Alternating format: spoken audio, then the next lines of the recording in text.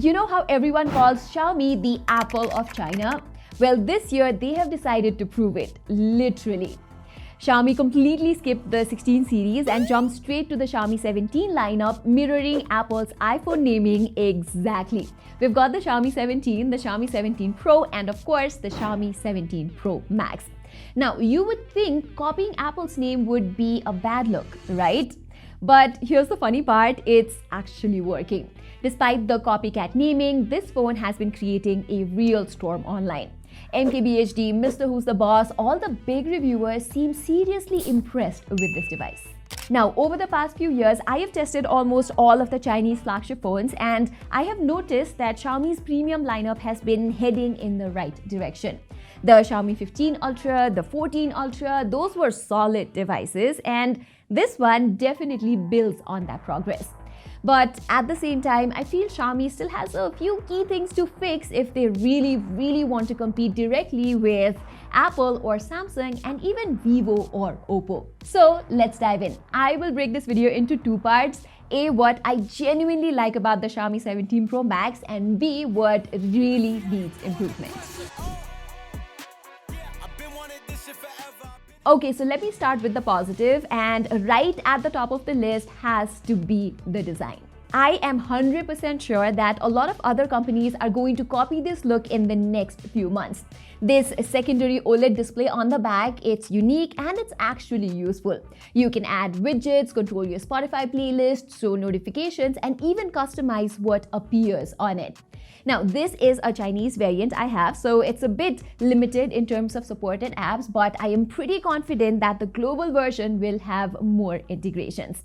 The best part, of course, is that I can use the rear display as a viewfinder. That means I can shoot selfie videos and photos using the rear cameras, which makes a huge difference in quality. The video and photo output from these main sensors absolutely crushes what you get from the front camera. What's even cooler is that Xiaomi even sells this unique accessory case. What it does is, it basically turns this phone into a retro handheld console. You can play classic retro and brick games right from the rear display. And despite having this big secondary screen, the Xiaomi 17 Pro Max still feels balanced and premium on the hands. That's something a lot of Chinese flagships actually struggle with. They tend to be top heavy. But Xiaomi has nailed the weight distribution this time. It feels solid in the hand, it's not bulky or uncomfortable, and this flat design also adds to that clean and modern look. And by the way, the back is actually made of plastic and not glass, and probably that's the reason it's not that heavy. Now, if I had to nitpick, I have one complaint about this design. Because of that secondary display, Xiaomi had to reposition the ultra-wide camera, and unfortunately, it's a really small sensor. So the quality sadly does not hold up to flagship standards. I will talk about this more in the camera section later, but overall this is a beautiful, unique design that actually feels practical and not just a gimmick. I have a feeling that a lot of other brands are going to follow this idea very soon. Okay, so another thing I really like about the Xiaomi 17 Pro Max is the display. Xiaomi claims they're using a new AMOLED M10 display panel, which supposedly delivers better efficiency, ultra-high brightness, and lower power consumption. And honestly, this panel looks fantastic.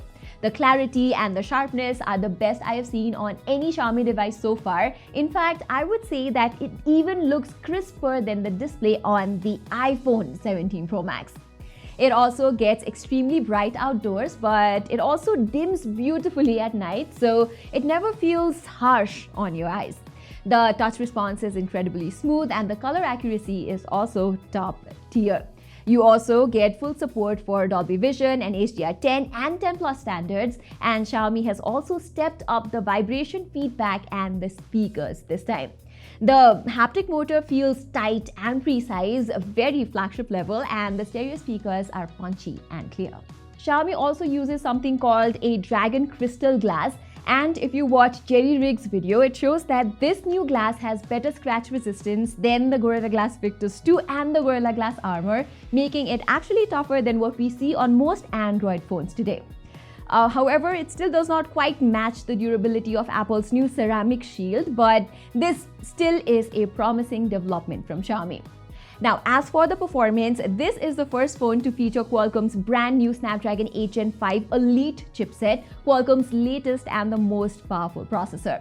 And when I compared it to the Apple's A19 Pro, the Snapdragon 8 Gen 5 Elite actually comes out ahead in most of the benchmarks, especially in GPU performance, where it delivers some impressive results. Apple still holds a slight edge in the single-core CPU performance, but overall, this new Snapdragon chip is incredibly fast and efficient. Xiaomi has also done a nice job optimizing the HyperOS 3.0. The interface now feels noticeably smoother and cleaner than before, with more fluid animations and better responsiveness across the board. That said, I think the software remains Xiaomi's Achilles heel. While HyperOS has come a long way, it still does not quite match the refinement of Vivo's Origin OS or Oppo's latest Color OS 16, and of course Xiaomi's One UI in terms of polish and consistency. Still, performance-wise, the phone is snappy, it's responsive, and handles heavy multitasking or gaming without breaking a sweat. The thermals here are also well managed. I did not experience any major heating issues thanks to Xiaomi using a large vapor chamber cooling system too. Another thing I am really impressed to see on all Chinese flagship phones is the huge jump in battery capabilities. They have now gone from already massive 5,500 or 6,000 mAh packs to even massive batteries now. The new Xiaomi 17 Pro Max has a 7,500 mAh silicon carbon battery. Yes, a 7,500 mAh unit, which is seriously impressive. I ran endurance tests side by side with the iPhone 17 Pro Max, and under heavy use, Xiaomi consistently lasted about 25 to 30% longer. That means you are looking at a solid 2-day battery life. Okay, so looking at everything we've talked about so far, the design, display performance, and the battery, things have been a pretty solid A+. But what about the cameras? And if you watched my previous Xiaomi Ultra series phone reviews, you know that I've always been a big fan of the camera systems on Xiaomi's Ultra lineup.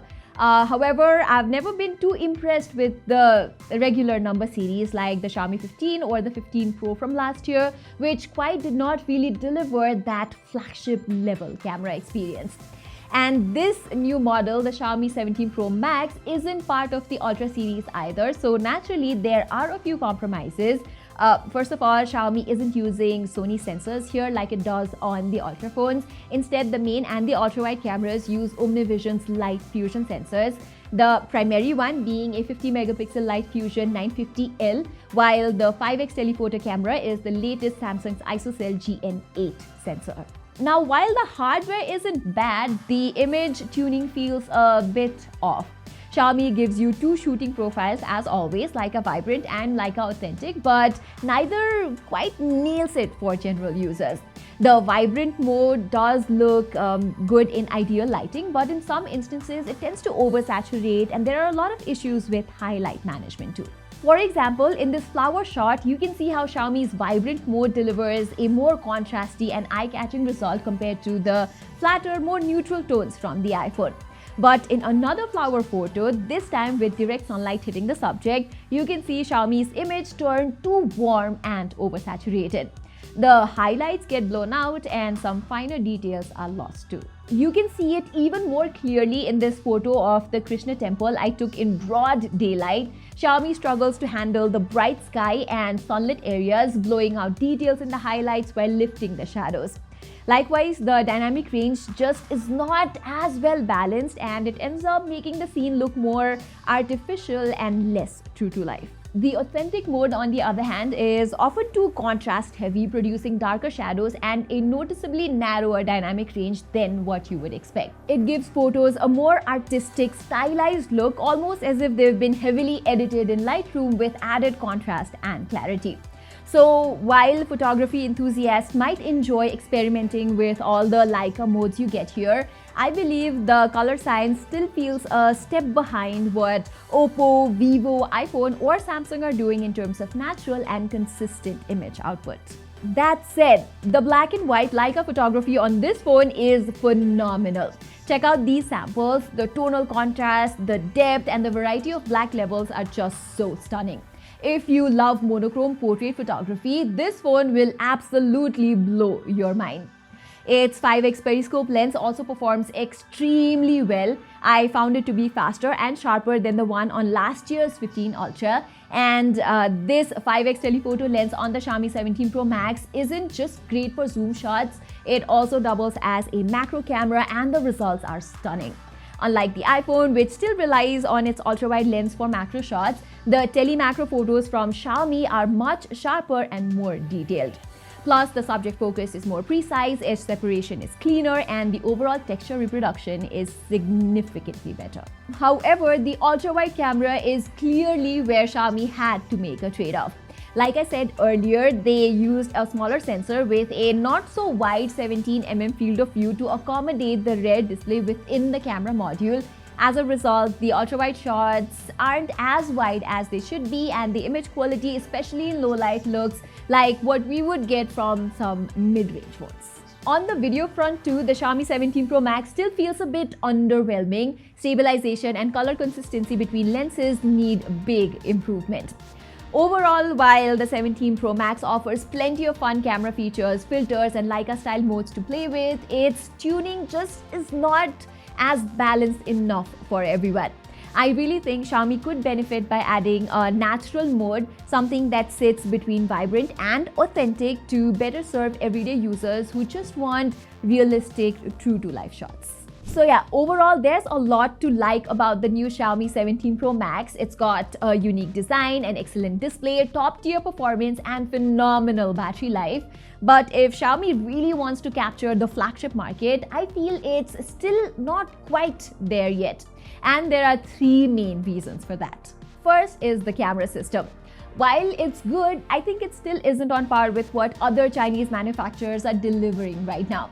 Now, don't get me wrong, I absolutely love the Leica black and white filter, the tele-macro shots are fantastic, and the idea of using the rear screen for high-quality selfies is brilliant. But overall, the videography experience is underwhelming, the ultra-wide camera is disappointingly weak, and the color consistency just is not tuned for general users. Second, yes, the software experience with the HyperOS 3.0 is definitely moving in the right direction, but it still does not match the polish and the fluidity of what Vivo is doing with Origin OS or what Oppo has achieved with the latest ColorOS. And third, I feel like Xiaomi's launch strategy is quite inconsistent. They often release products in China first, with no clear timeline for global availability, while brands like Vivo and Oppo are now synchronizing their China and global launches much better. So if I had to rank the flagship market, I would say at the very top we still have Samsung and Apple, thanks to their years of refinement, reliability, and brand value. Just below that tier are Vivo and Oppo, who are pushing software and camera tuning very well, and then only comes Xiaomi. So to go up that ladder, I believe Xiaomi now needs refinement, not reinvention.